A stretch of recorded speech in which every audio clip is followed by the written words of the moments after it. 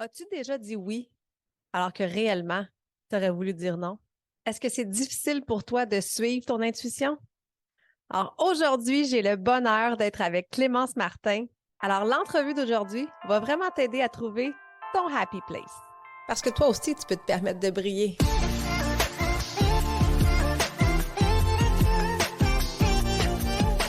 Si tu es une femme occupée qui cherche à te remettre en forme, à retrouver la motivation ou si tu souhaites garder tes bonnes habitudes longtemps et vivre pleinement, Shine avec ME sera le podcast pour répondre à tes besoins. Avec mon podcast, je souhaite te transmettre ma passion pour l'entraînement avec mon style de vie et j'ai envie de t'inspirer à prendre soin de ton mind, body and soul chaque jour pour shiner comme jamais. Mon nom est Marie-Ève Tétrault, je suis ta coach fitness. Merci d'être là et bonne écoute.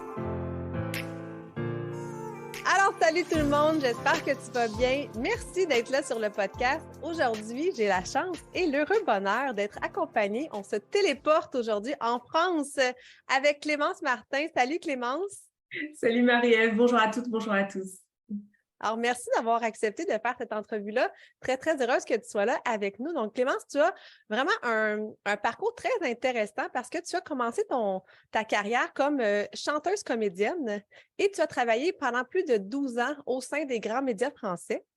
Et en 2019, tu as eu un déclic et tu as lancé ta propre entreprise, The Positive Place, que j'adore le nom, ça te dit tout, j'aime beaucoup. Alors, c'est vraiment ton nouveau projet chouchou pour vraiment aider les gens à créer ce lieu positif qu'on a tous à l'intérieur de nous. Alors, tu accompagnes les femmes empathiques à mieux se connaître pour connecter dans cet espace justement de sérénité et de puissance intérieure pour vraiment créer leur paradis sur Terre. J'adore, j'adore. Merci Marie-Ève. Super. Pour les Oui. gens qui te connaissent un peu moins, est-ce que tu veux nous partager justement un peu ton parcours, ton histoire? Ben, avec grand plaisir, merci pour cette introduction. Oui, écoute, en effet, cette histoire de The Positive Place, ce nom qui m'est venu en 2017, vraiment, je ressentais cette impulsion à créer un lieu. Parce que justement, il y a plusieurs dimensions au lieu. Le lieu aujourd'hui n'existe pas, il existe de manière virtuelle sur les réseaux et en fait, pour moi, il existe en chacun de nous. Et je vais te raconter comment j'en ai pris conscience. Dans mon parcours, moi, j'ai été en couple et j'ai eu mon petit garçon, j'en ai qu'un qui a 11 ans aujourd'hui. Il est né en 2011 et en fait, un an après sa naissance, on a diagnostiqué au père de mon fils une leucémie. Donc moi, je me suis retrouvée un peu du jour au lendemain avec un bébé qui avait un an et le père de mon enfant était hospitalisé et ça a duré un an et demi. Donc ça a été assez long avec un enjeu vital puisque c'est une maladie qui est très grave. Alors, il y a plusieurs échelons, mais lui, c'était la version plutôt carabinée. Et avec cette angoisse, je me disais, ce matin, peut-être qu'ils vont m'appeler et que ça sera fini, quoi. Et donc, dans ce contexte-là, ce qui m'a interpellée, c'est voilà le contexte de ma vie à ce moment-là. Et puis, je continuais à aller travailler. Et il y avait des journées de travail où j'étais dans ma voiture le soir et je me sentais bien. Je me sentais bien à l'intérieur de moi et je me disais, mais comment c'est possible que je me dise, ah, j'ai passé une bonne journée aujourd'hui, je ressentais un vrai bien-être alors que ma situation personnelle était toujours la même. C'est-à-dire que le père de mon fils n'était pas guéri à ce moment-là. Donc, je vous spoil, il a guéri, voilà, donc ça s'est bien terminé, mais à ce moment-là, je ne savais pas. Et là, j'ai compris que finalement, quel que soit ce qui nous arrive dans notre vie, quelle que soit notre histoire, nos événements de vie, on a un pouvoir d'auto-guérison à l'intérieur de nous. On a un espace à l'intérieur de nous qui peut quand même se sentir bien. Et là, ça a été le début pour moi vraiment d'une observation, de me dire, OK, qu'est-ce qui fait que je me sens bien? Donc, c'était des choses toutes simples. Par exemple, j'avais passé une bonne journée parce que j'avais été en contact avec des clients que j'aimais bien. Donc, moi, je travaillais dans les médias et j'étais en relation client. Je commercialisais l'espace publicitaire. Donc, j'étais tout le temps en relation avec des clients. Il y avait des clients forcément plus ou moins sympas. Et il y en avait qui vraiment avaient cet effet sur moi parce qu'on était dans un échange mutuel, dans un respect mutuel. Et donc là, j'ai commencé à observer tous ces micro-moments où finalement, ça générait du bonheur à l'intérieur de moi. Et c'est comme ça que je me suis passionnée pour la psychologie positive, pour justement me dire, mais en fait, quoi qu'il nous arrive, on a toujours en nous ce pouvoir vraiment de créer cet espace positif qui va nous régénérer. Parce que moi, je voyais bien que ça me donnait de l'énergie. La vie ne s'arrête pas quand il nous arrive comme ça des choses. Moi, il fallait bien que je continue à travailler, que je continue à m'occuper de mon fils. J'essayais aussi d'avoir l'énergie, la pêche pour mon fils. Donc, en fait, j'ai commencé à me dire, mais c'est génial, je peux puiser de l'énergie dans des moments de vie, dans ce qui me ressource. Et ça a été vraiment le début pour moi d'une exploration. Et en effet, en 2019, j'ai décidé d'en faire mon métier, que ce soit en entreprise ou auprès des femmes et des particuliers. Voilà pour Mais la... bravo, bravo pour cet accomplissement-là parce que c'est tellement, tu as vécu vraiment quelque chose de très difficile, puis tu as réussi à sortir quelque chose de positif de ça. Donc, vraiment, je te lève mon chapeau, que je n'ai pas, mais oui, vraiment, c'est une situation où tu aurais pu décider, au contraire, hein, de te remettre en boule, puis de t'apitoyer un peu sur ton sort, de vivre, la vie, c'est difficile, mais toi, tu as décidé d'être plus forte que le défi que la vie t'envoyait. Tu as décidé d'être plus forte pour ton fils. Et vraiment, c'est tout à ton honneur, hein.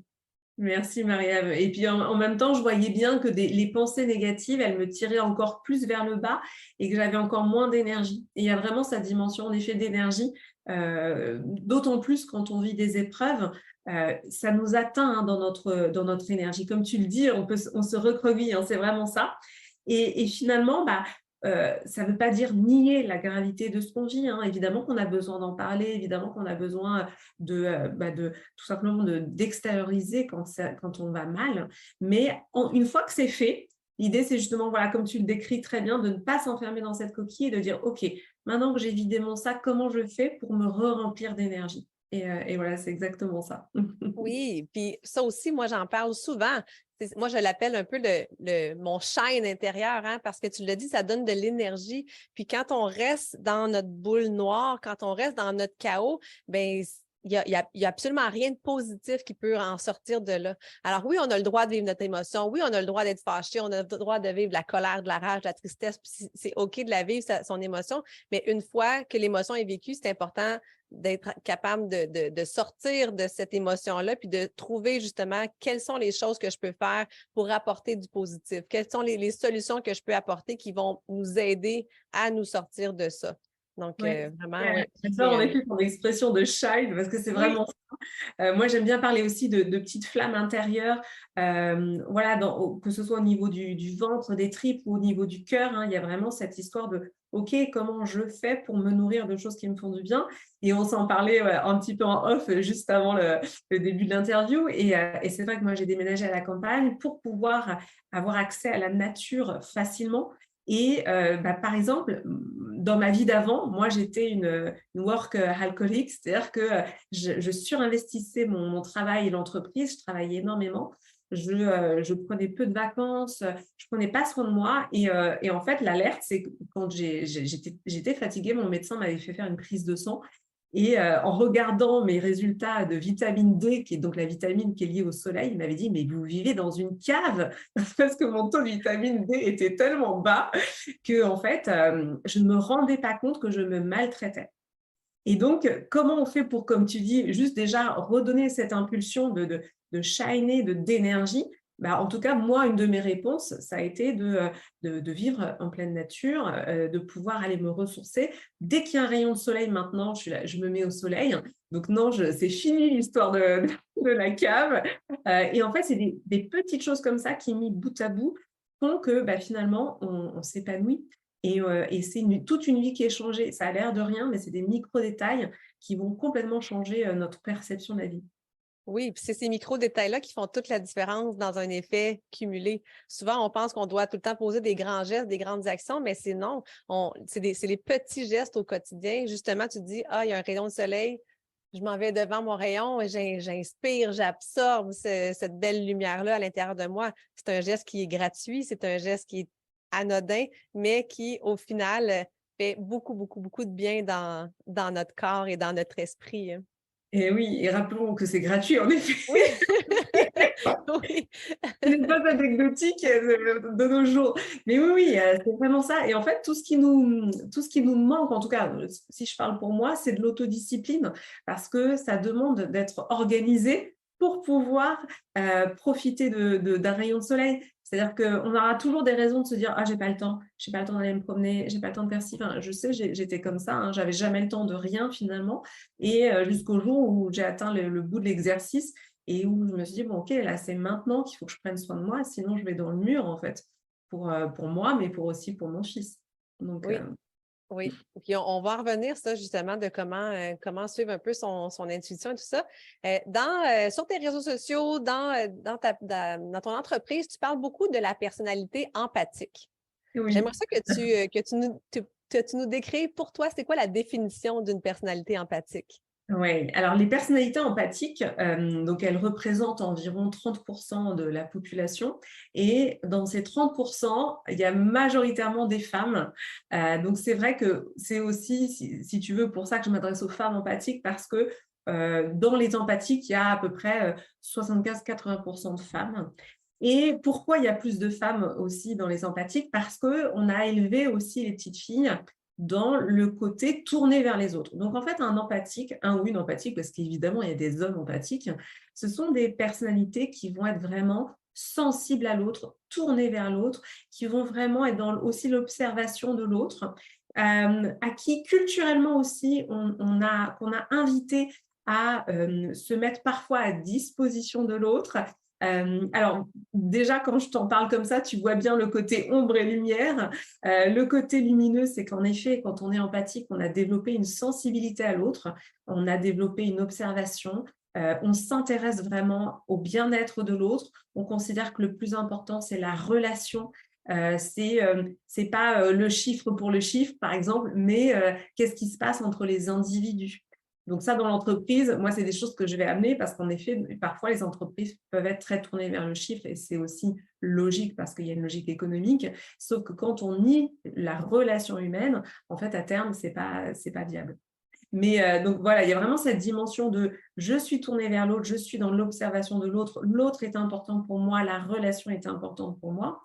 Et en même temps, l'écueil de l'empathique, le côté obscur de la force, c'est justement que potentiellement l'empathique peut s'oublier totalement dans la relation à l'autre jusqu'à nier ses propres besoins, jusqu'à nier ses propres aspirations.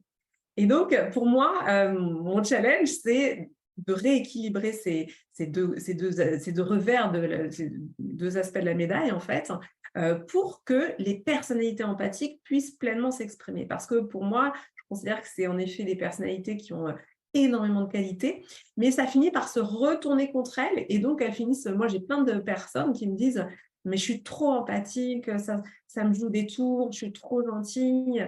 Donc finalement, on voit bien comment une qualité, quand elle n'est pas finalement équilibrée, devient un défaut, hein, donc devient quelque chose qui va jouer contre nous. Voilà, donc c'est ça en résumé tout l'enjeu de l'empathie pour moi. Oui, puis c'est vrai que tu sais, le podcast s'adresse aux femmes occupées et il y a beaucoup de femmes occupées qui sont empathiques. Beaucoup de femmes occupées qui priorisent tout autour d'elles et qui finissent par s'oublier. Puis là, peut-être que tu nous écoutes présentement, puis là, tu es en train de réfléchir. Oui, c'est vraiment la définition de qui je suis. Puis moi, une des choses que je veux apporter sur ce podcast-là, c'est justement de ne pas s'oublier, de se mettre en priorité, de mettre sa santé en priorité. Puis la santé, pour moi, c'est au-delà de l'aspect physique. Donc, l'aspect physique, oui, mais l'aspect émotionnel aussi de la santé. Puis quand on se priorise, ça fait toute la différence sur notre chaîne, justement, sur notre énergie intérieure, sur notre énergie extérieure. Et quand on est capable de se prioriser, mais on est encore plus capable de donner autour de soi. Et oui, et de donner en effet depuis une juste place. Et aussi de, comme tu le dis, de quel modèle aussi on donne à nos enfants. Enfin ça, parce que j'imagine que aussi dans ton audience, il y a des femmes voilà, qui sont très occupées parce qu'elles ont un métier, des enfants. Et moi, ce que je constate, c'est qu'en effet, les femmes ont une capacité énorme, en fait, hein, et une résistance aussi énorme. Donc, finalement, elles sont capables de donner énormément sans forcément se rendre compte que il y a un moment donné où l'équilibre n'est pas tenu. Et finalement, c'est là où il peut y avoir en effet des accidents de vie, comme des burn-out ou de l'épuisement parental aussi, on en parle, Mhm. plus du burn-out parental ou que ce soit le burn-out professionnel. Ou alors encore des femmes qui, en effet, à la fin, quand je dis à la fin de leur vie, non, c'est pas forcément ça, mais à la fin d'une histoire, par exemple, de 30-40 ans de couple, se disent, mais en fait, qu'est-ce que j'ai fait, quoi? Qu'est-ce que j'ai fait pour moi? Donc, je pense que de plus en plus, les femmes en ont conscience et qu'il y a des warnings, hein, comme tu dis, ne pas s'oublier, de se mettre en priorité sur sa santé. Je pense qu'il y a vraiment une conscience de ça, mais que comme on a été élevé vraiment dans cette impulsion de tout donner, ça mérite, pour moi, ça mérite d'en prendre encore plus conscience et aussi d'accueillir le fait que ça peut faire très peur de ne plus se comporter comme on a eu l'habitude de se comporter. Et on a peur de ne plus être aimé. Et on a peur de ne plus avoir l'image parfaite de la femme parfaite, la mère parfaite. Et donc, le jour où on décide de changer un petit peu des comportements, il peut y avoir une sensation de vide, comme une terreur de se dire « Oh non, je ne peux pas, il faut que je recommence à faire comme j'ai toujours fait ». Et donc, moi, c'est pour ça que ce que je propose, c'est de faire des petits mouvements dans le sens où de changer des habitudes, voilà, pas à pas, et puis de voir comment finalement je peux, comme tu dis, bien, me prioriser sur une activité, sur une habitude du matin. Voilà, est-ce que le matin, vraiment, je tartine les tartines de mes enfants de Nutella ou est-ce qu'à un moment donné, je vais leur laisser prendre le couteau et le faire eux-mêmes, en fait. Donc ça, c'est un exemple, mais en fait, c'est plein de petites choses comme ça où on va réajuster avec cette idée aussi que pour moi, notre monde a besoin du potentiel des femmes, que les femmes déploient leur plein potentiel pour elles-mêmes et aussi pour le monde. Donc voilà, je trouve que ça s'inscrit aussi dans un mouvement plus vaste. On vit une époque formidable, on est en 2023, on a traversé beaucoup de choses. Donc là, pour moi aussi, les femmes méritent finalement une vie qui leur ressemble aussi, hein. Oui, je suis 100% d'accord. Puis je trouve ça le fun que tu parles aussi qu'on ait un exemple pour nos enfants. Puis moi, ça a été un grand élément déclencheur pour ma fille. Moi, j'ai une grande fille et deux garçons. Puis c'est ce que je me suis dit. Je me suis dit, est-ce que je voudrais que ma fille soit une maman aigrie, fatiguée, terne, où j'ai envie de montrer à ma fille qu'on peut être une maman colorée, enjouée, positive, énergique. Donc, tout ça par des actions et tout ça par des gestes qu'on pose au quotidien. Puis, tu as parlé des peurs. Puis, j'aimerais ça que tu approfondisses un peu là-dessus parce que c'est pas tout le monde qui a justement cette force, hein, cette confiance en la vie, cette conviction qu'ils sont capables de passer outre nos peurs, nos barrières, nos fausses croyances des fois. Donc, comment on fait pour essayer de mieux suivre son Oui. intuition au quotidien? Qu'est-ce que tu fais, toi, avec tes peurs? Oui, écoute, alors le sujet des peurs, merci de le poser parce que c'est vrai que c'est un vaste sujet. Déjà, première chose, c'est d'accueillir, d'accepter qu'on ait des peurs. Et en fait, notre ego va nous raconter que non, on gère, on n'a pas du tout peur, qu'on maîtrise. Donc voilà, moi, mon ego, il me racontait ça jusqu'en 2018. Non, mais voilà, j'ai pas de peur. Non, mais c'est bon, je suis passée outre ça, etc. Et puis, à un moment donné, justement, quand j'ai commencé vraiment le travail sur moi, la méditation, etc., tout d'un coup, j'ai comme reçu cette information. Je me suis dit, mais en fait, Clémence, tu as plein de peur. Et c'était vraiment comme si tout d'un coup, cette information avait traversé toutes les couches de mon ego pour me dire, en fait, Clémence, tu as plein de peurs, il est temps que tu les regardes en face. Et ça a été vraiment le début pour moi. Et si je raconte cet exemple-là, c'est qu'en fait, voilà, c'est difficile d'accepter de dire qu'on a des peurs parce que ça nous renvoie à notre enfant intérieur, la petite fille qu'on a été ou le petit garçon qu'on a été, qui avait peur du noir, qui a eu des très grandes peurs parce que l'enfant est une éponge. Donc, des petites choses ont déclenché des grandes peurs. Et en fait à l'âge adulte, qu'est-ce qui se passe? Plutôt que de se dire qu'on a peur, on va éviter de faire certaines choses qui nous mettent mal à l'aise. On va procrastiner. Et donc, c'est comme ça que finalement, on ne se confronte jamais à nos peurs. On ne se met juste pas en situation. c'est comme si on avait un radar interne, en fait, et que quand on commençait à prendre un chemin qui réveille potentiellement une de nos vieilles peurs, on se dit « Ah, ben non, je vais tourner à gauche ». Donc, c'est comme ça que pendant toute une vie, on peut totalement éviter nos peurs. Et moi, c'est pas ce que je conseille, hein, même si l'idée, c'est pas non plus de se jeter de la falaise dans toutes nos peurs, mais nos peurs, elles nous indiquent quand même des choses qu'on a à traverser, qu'on a à confronter aussi. Et donc, d'accueillir, de dire, oh là, ce chemin-là à droite, il fait tout noir, il y a des ronces, oui, j'ai peur. Mais en même temps, je sens que c'est par là qu'il faut que j'aille. Donc, je vais prendre mon temps.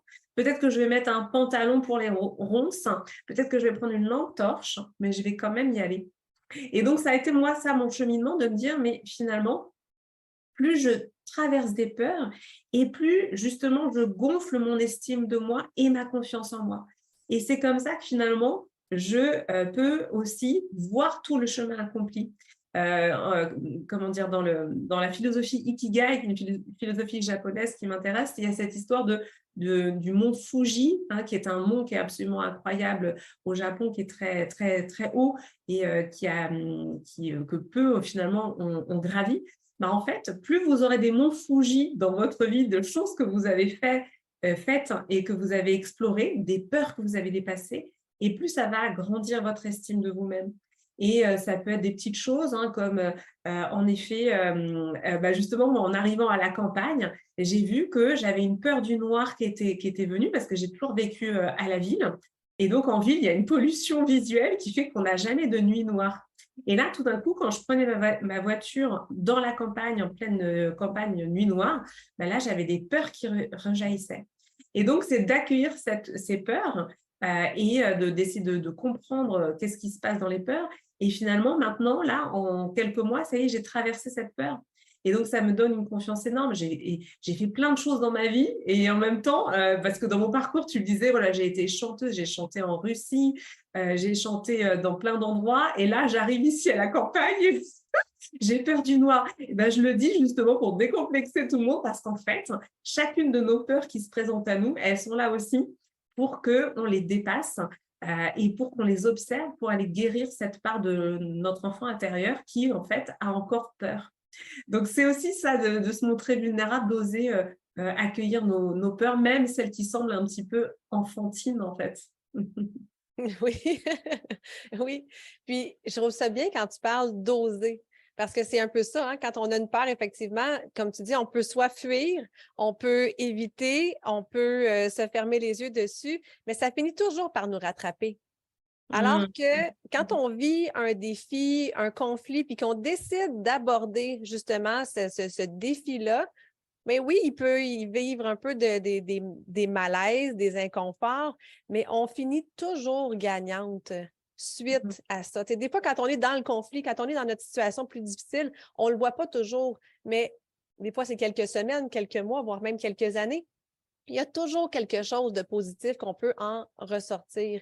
Puis aussi banal que tu disais, je vais laisser mes enfants tartiner eux-mêmes, mais c'est une façon de s'affirmer, ça, de dire comme, là, maman, le matin, elle a besoin d'un petit 15 minutes de plus pour aller faire un entraînement, pour aller marcher dehors, pour préparer son lunch à elle. Et dépendamment de l'âge où sont rendus vos enfants, mais ils sont capables de faire plein de choses.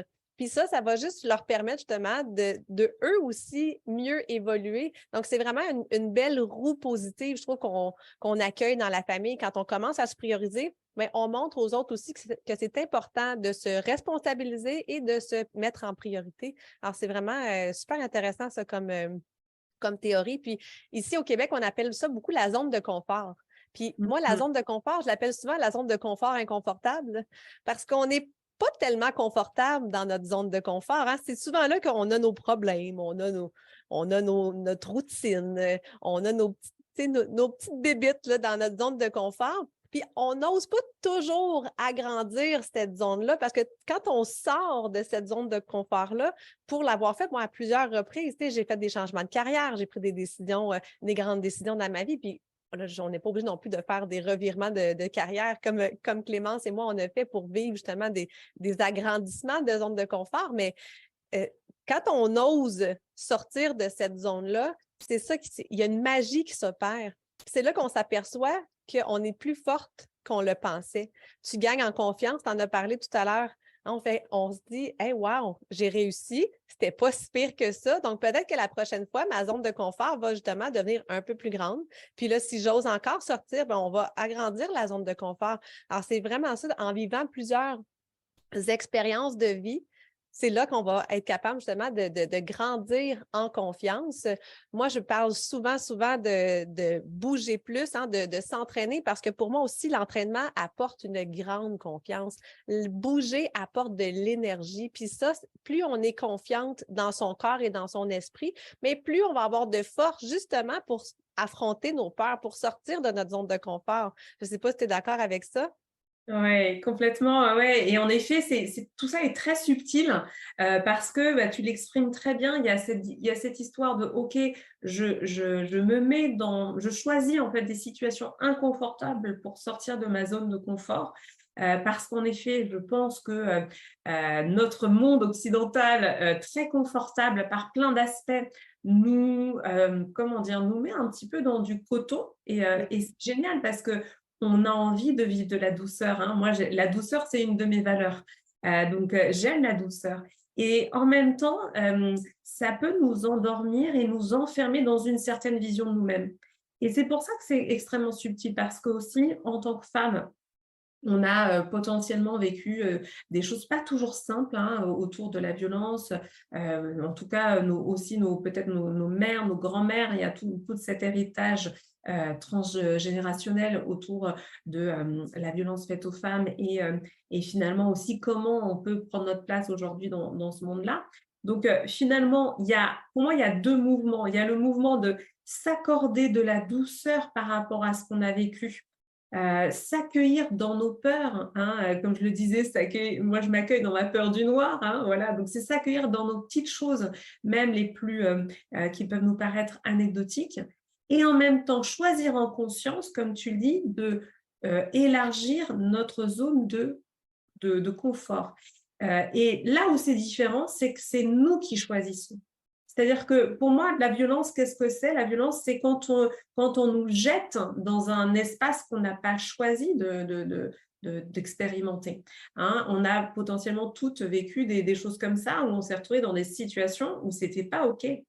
Et donc, pour moi, toute la distinction, ça va être vraiment ça va être se dire, voilà, il y a eu des moments dans ma vie où j'ai vécu des choses où j'ai pas su dire non, hein, et c'est aussi le problème des empathiques, c'est qu'on va dire oui pour faire plaisir, on va dire oui parce qu'on a l'impression que toute la société nous dit mais il faut le faire comme ça.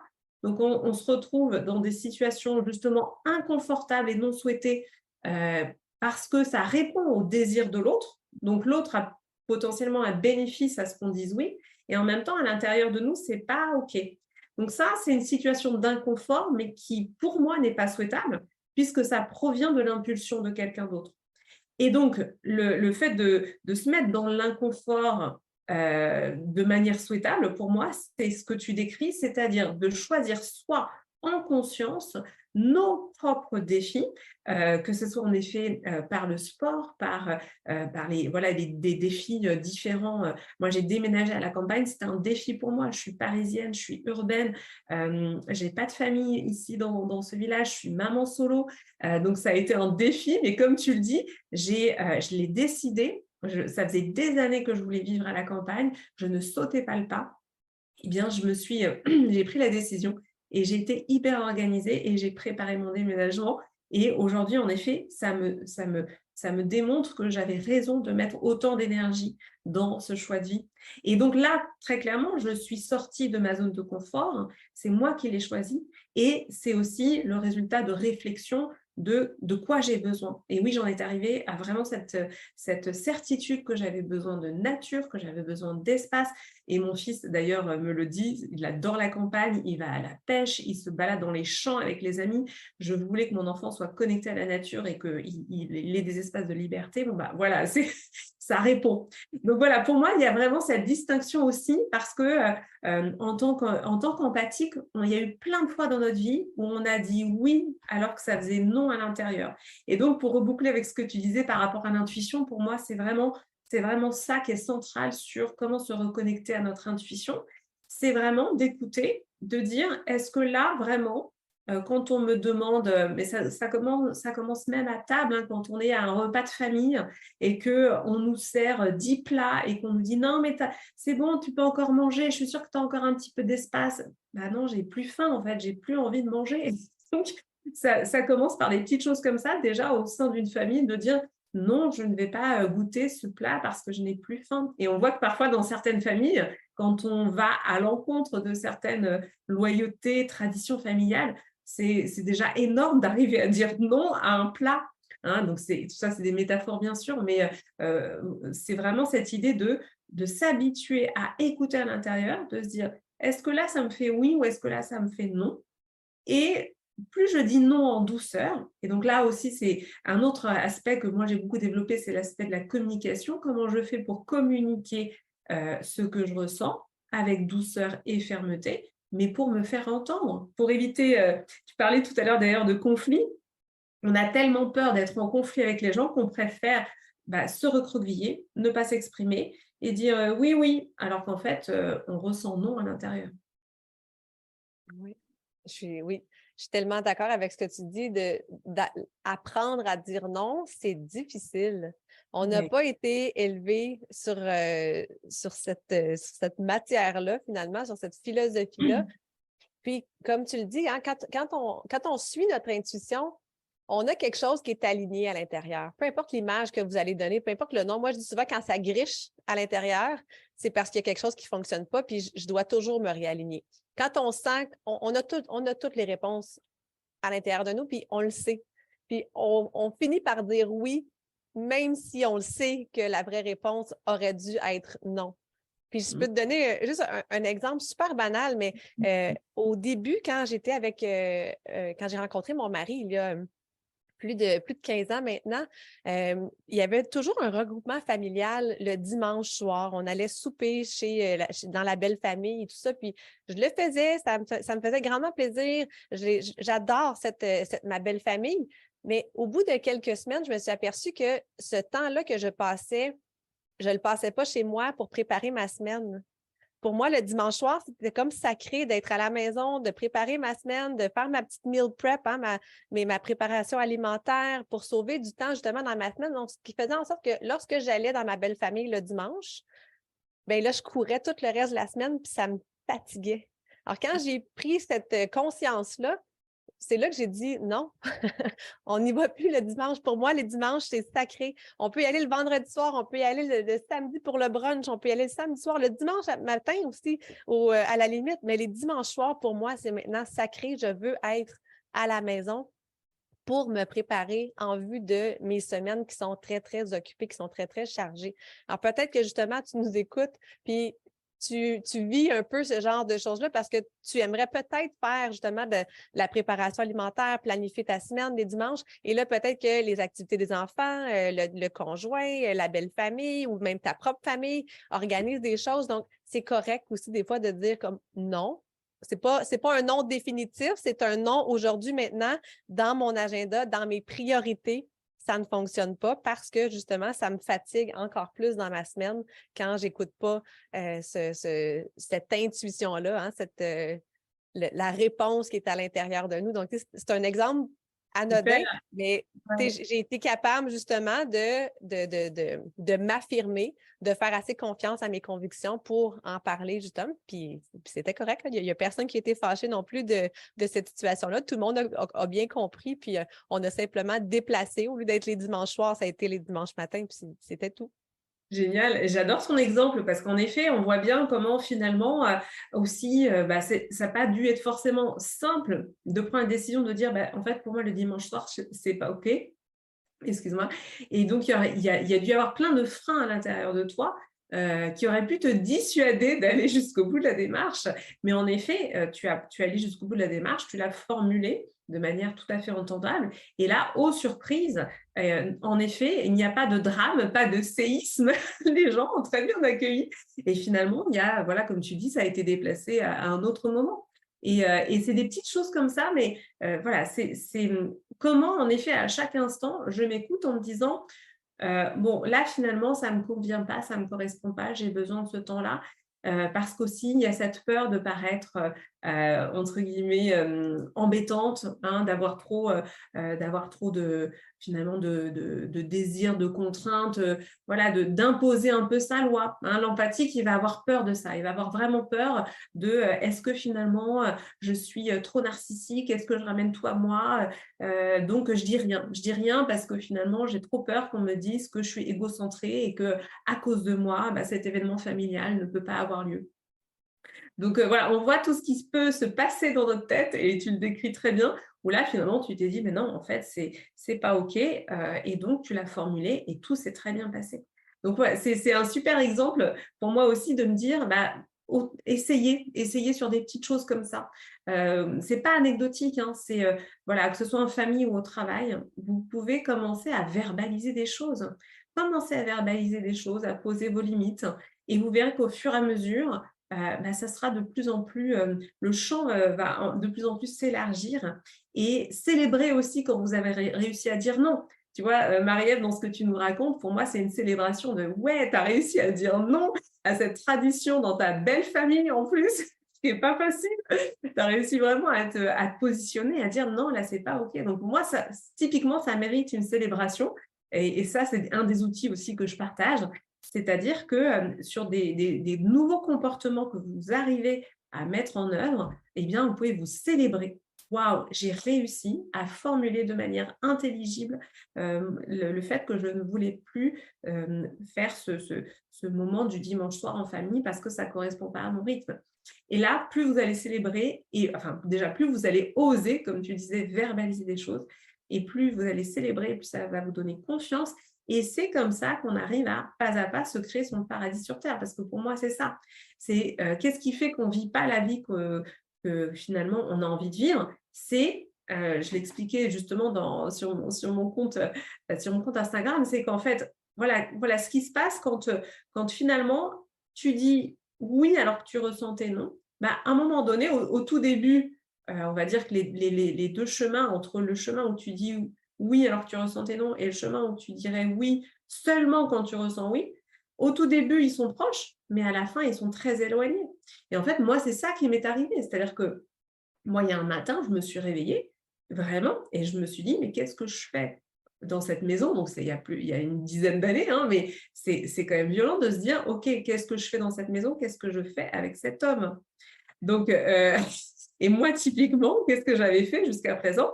Eh bien, à chaque fois que se présentait une situation, je disais: «Oui, oui», alors qu'en fait, déjà, je m'étais même pas posé la question de savoir est-ce que ça me convient ou pas, je répondais au désir de l'autre.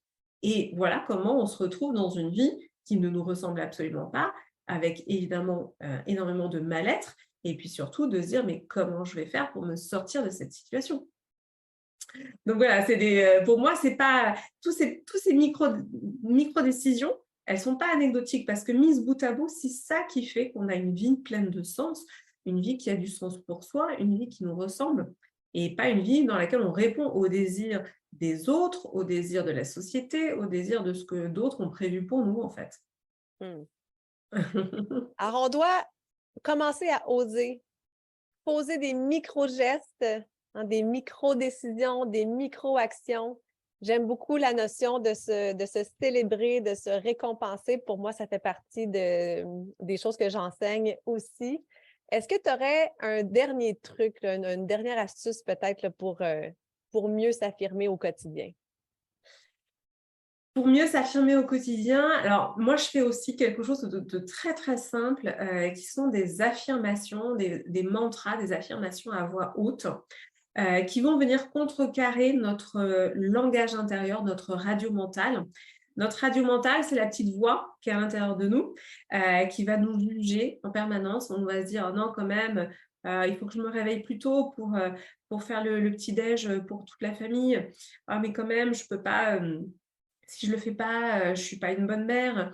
Ou alors quand on a dit ou fait quelque chose, on va se dire: «Ah je suis nulle, je suis vraiment à la ramasse, mais comment j'ai pu dire ça?» Ou alors, voilà, toutes ces petites phrases, quand on observe notre langage intérieur, on va voir qu'on est très, pas du tout sympa avec nous-mêmes. Non, vraiment pas. On est probablement notre pire ennemi. Voilà, on est notre pire ennemi.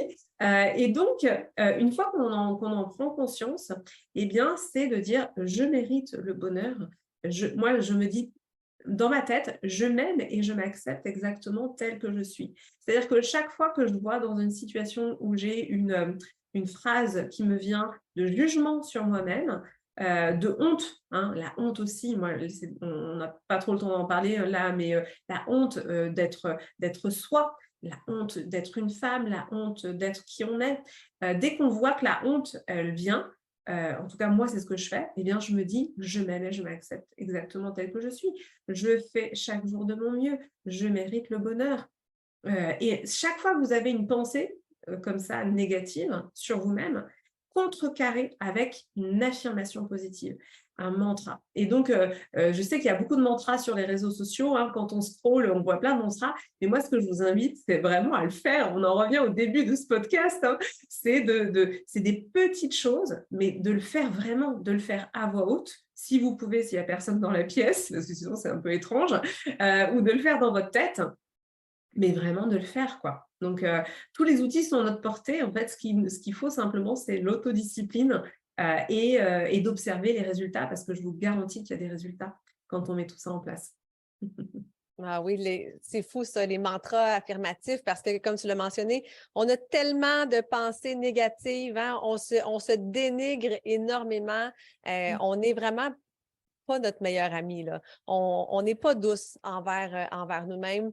Alors, de se le rappeler, de contrecarrer nos pensées négatives en les renversant en pensées positives. J'aime beaucoup l'idée de s'affirmer, de se regarder dans le miroir, puis de dire, tu sais, je m'aime, je m'accepte comme je suis, je fais toujours de mon mieux. Donc, peu importe les phrases que vous allez choisir, mais vous pouvez justement là, vous les écrire sur un petit bout de papier, les laisser traîner dans la salle de bain, les écrire sur un miroir, sur la table de chevet à côté du lit, pour que vous puissiez justement les voir assez souvent.